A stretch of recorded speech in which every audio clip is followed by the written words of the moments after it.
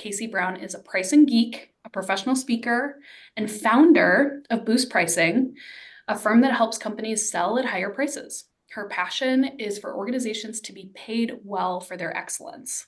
Just like feel like I need to say that line again. Paid well for their excellence.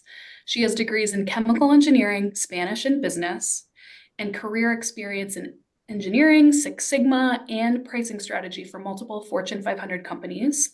Casey brings unmatched expertise to help audiences discover their true pricing power and watch their profits rise as a result.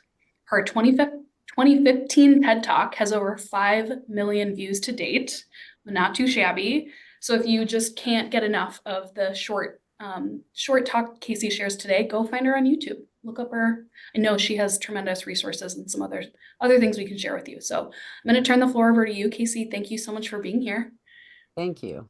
Thank you, Jessica. And thank you to Jennifer and to the entire community here for welcoming me to speak about my favorite topic, pricing. I love it so much because I believe that if you're excellent at what you do, you got to be paid like you're excellent. And the only thing that bums me out about speaking here is I only have 15 or 20 minutes with you. You give me an hour, I'll take it. You give me a week, I'll take it. I never shut up about this pricing topic. So if this isn't, if you aren't able to get enough today, I'm actually going to be doing a pre-conference session at the conference. So hope I'll see all of you there. I'll be leading a 75-minute session going into a lot more detail about how to apply some of these concepts. I'm doing a super fast flyover today. We're also going to have a booth and stuff. So stop by, say hi, and most importantly, let's make you some money for the excellence that your companies provide.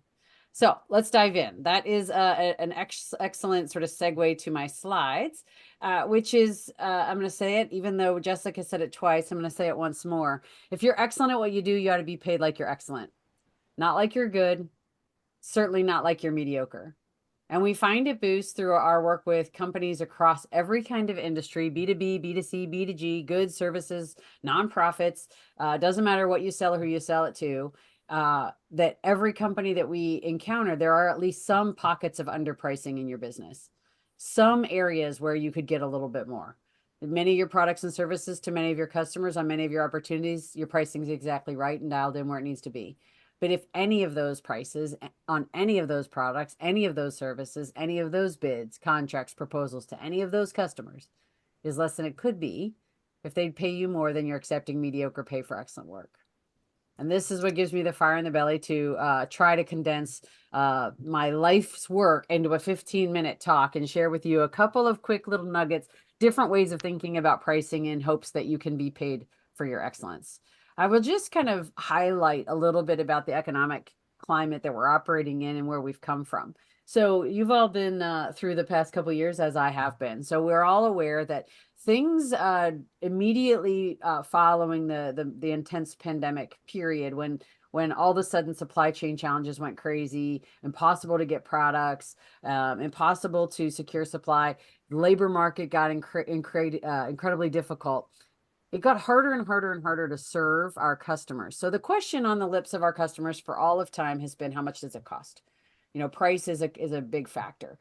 In the last couple of years, because of all those challenges, that question has sort of swung a little bit to how fast can I get it? Do you have it? When can you start the project? When can you deliver the goods? When can you deliver the services? So the pendulum a little bit swung from it's a buyer's market to it's a seller's market. Because if you had better supply or a more secure source of talent and labor, then you were in a better position to win. I won't say at just about any price you could ask for, but certainly there was less price pressure over the last couple of years than there had been in the years prior. However, the world's catching up. The supply chain has filled back in. Some of those incredibly high commodity prices have come back down. The labor market isn't quite as tight, and that's causing that pendulum to swing back a little bit again. So instead of the pricing power you've likely enjoyed over the past couple of years, it's starting to tip back towards, yeah, but how much does it cost? Yeah, but so-and-so down the street can do it for less. Yeah, but it's outside our budget. And they're starting to really hammer on price again in a way that they had historically, but we've maybe had a short little bit of breathing room from over the past couple of years. So we're going to have to reset ourselves, reset our teams for the current economic climate. because inflation's here to stay, but the markets are softening in some sectors of our economy. Demand is slowing down just a little bit. We're seeing businesses start to hold cash. So this is my way of saying what worked before may not work now. Or as Warren Buffett puts it, it's only when the tide goes out that you see who's been swimming naked. So the teams that you lead, the teams that you support, your sellers, for some industries in the past couple of years, all they really had to do is sort of hold out their arms and orders fell into them.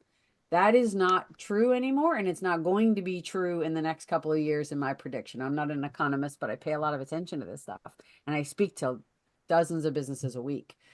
So we cannot do what we've been doing the last couple of years. We've got to get ready because the tide's going out and we got to make sure we're well covered.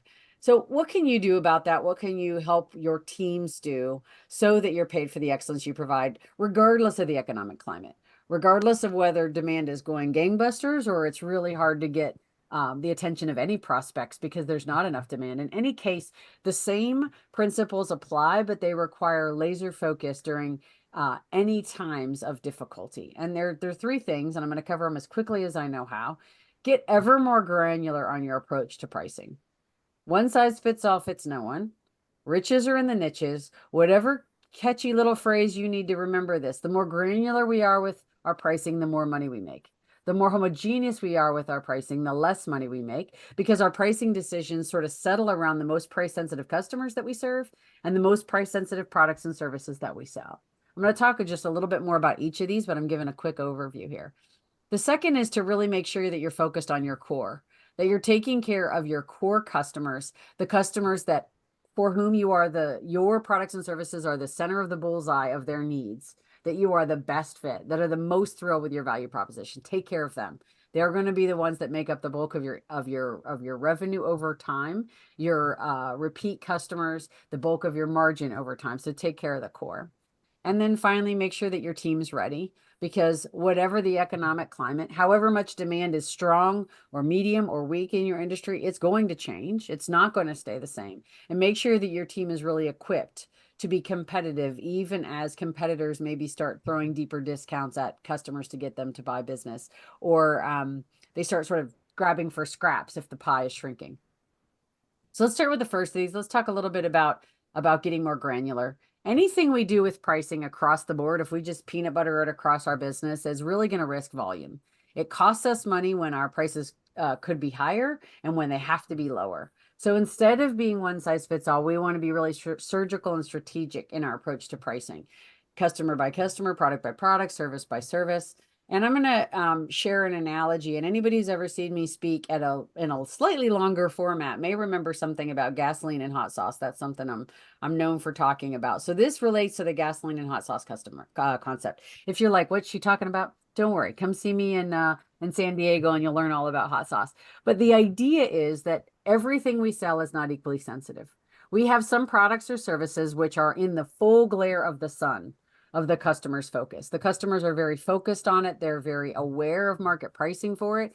They're very sensitive to small changes. Those are the products and services customers are beating you up on, or asking you for a concession, or asking you to sharpen your pencil, or doing all kinds of other tactics.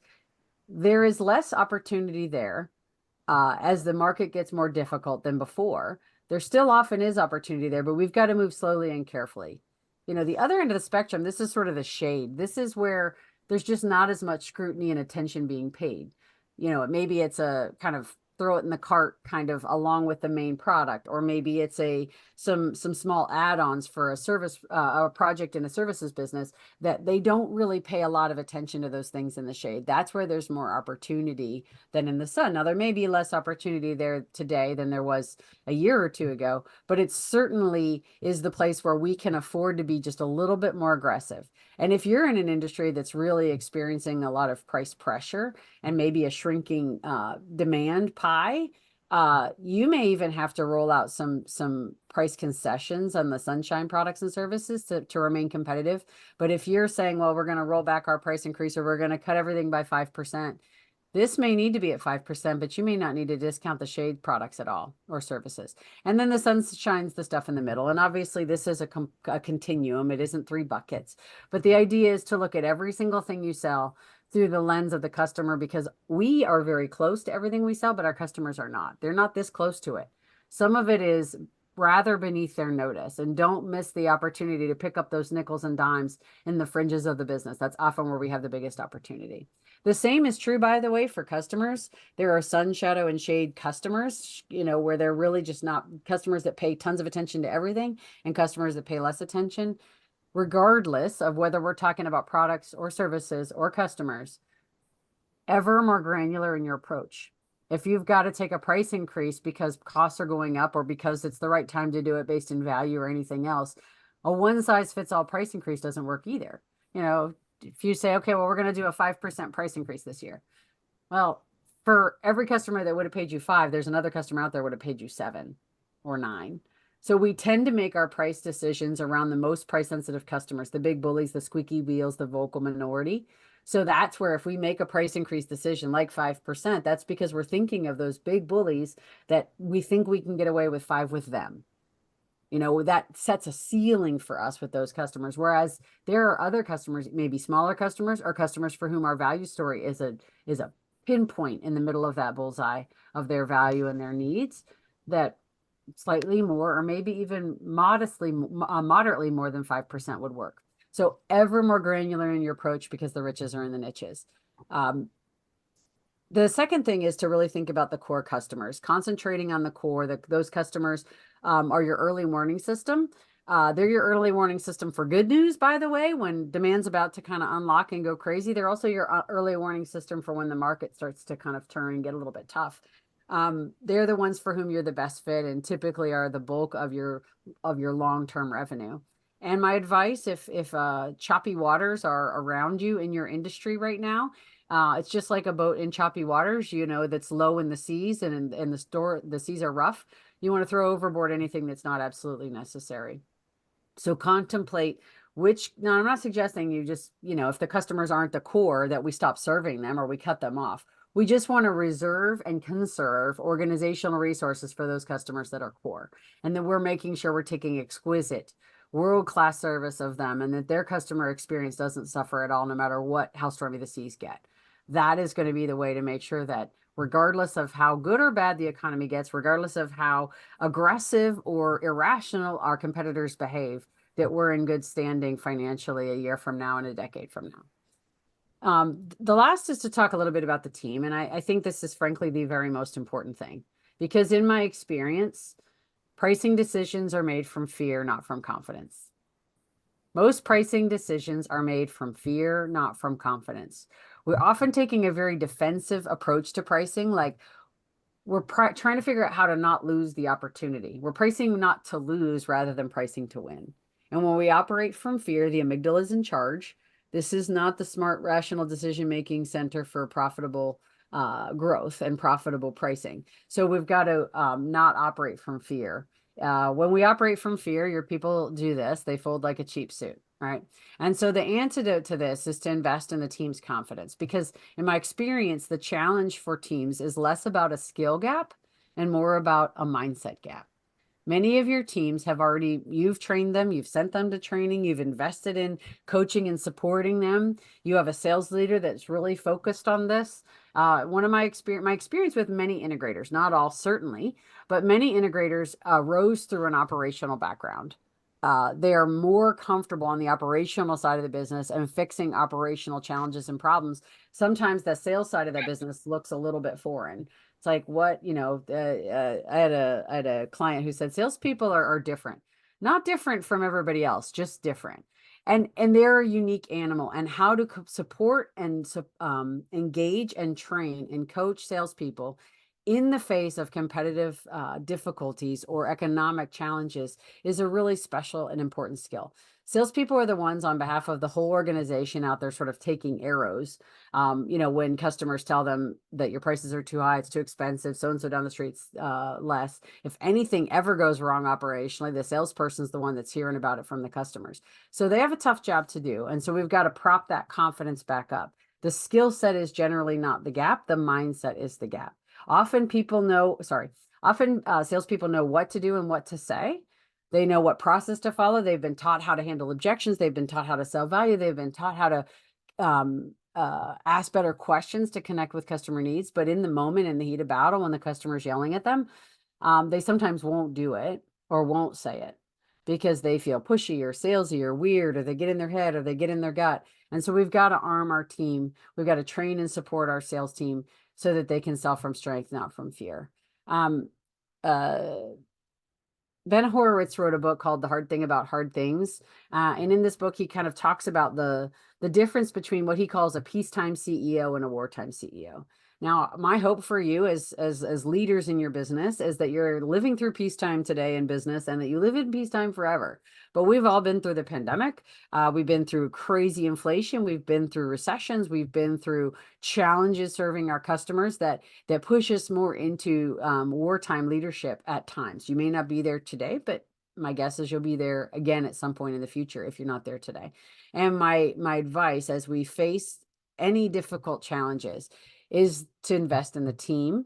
Investing in the team in peacetime looks like a good engagement strategy. It looks like a good way to keep people satisfied and feeling supported. It helps them get better. But when it's wartime, in other words, when our business is engaged in a fight for survival, we train our team so they don't get killed. So the best way to make more money with pricing, you hear it here first. I'm going on record. The best way to make more money with pricing isn't pull out your spreadsheets and do more analysis. It's not figuring out in some like very sophisticated or analytical way where your hot sauce and gasoline is, or your sun and your shade, or doing some core customer analysis. It's arming your team to negotiate from strength, pass along price increases fearlessly, handle price objections masterfully, and walk away with the deal at the highest price possible. Most price leaks happen in the last mile. In other words, we can invent and discuss and perseverate on the world's best pricing strategy. If we put it in the hands of our sales team and we do not have their hearts and minds, they will walk right around that sales strategy and discount anyway. It's like giving the keys to your Ferrari to a toddler. So let's teach the kid to drive, get them armed to sell from confidence. I have a free tool because I don't have enough time to go into all these things. I have a free tool I just want to make available to everyone here. And I'm going to make sure this link, in case you're pulling it up, you have trouble with the QR code, the URL is listed there, but I'll email this to Jessica. And if anybody has any trouble accessing this, that'll be available through her as well. But we have I think it's a 6-page, but it might be an 8-page. I should double check. A workbook that we created to help sellers manage price objections more powerfully. For some sellers, the right objection response is pulling out a discount. That's not my favorite one. It's not even in the top 10 of my favorite ones. There's lots of better ways to handle price objections. In this workbook, we have a lot of listed proven responses, but also sort of a process to follow to develop your own. And it's a fillable PDF so you can practice with your team. My advice, if you have a team of sellers and not every one of them is equally gifted in the arts of value message creation, buy them pizza or, I don't know, keto sandwiches or something, whatever your office is into. Once a month, get them together, sit down and do some price objection role play. By the way, you and every one of your people are allergic to role play. So don't tell them you're going to role play. Tell them we're going to practice, or we're going to pre-brief or debrief or rebrand it. If you don't know how to rebrand it, call Jennifer. She's a rebranding expert. But rebrand it and just get them together in a room, because although everyone hates it and it is awkward and cheesy and uncomfortable, and I know because I don't love it either, there is literally not a single thing that your people can do to get prepared for a price objection besides saying it out loud, saying the thing. Because until it's in our words, in our voice, in our style, if we're standing in front of the customer and we haven't done the work to prepare to get fluid and fluent with delivering this new message in this new way, I know human nature well enough to know, and you know human nature well enough to know, they won't do it.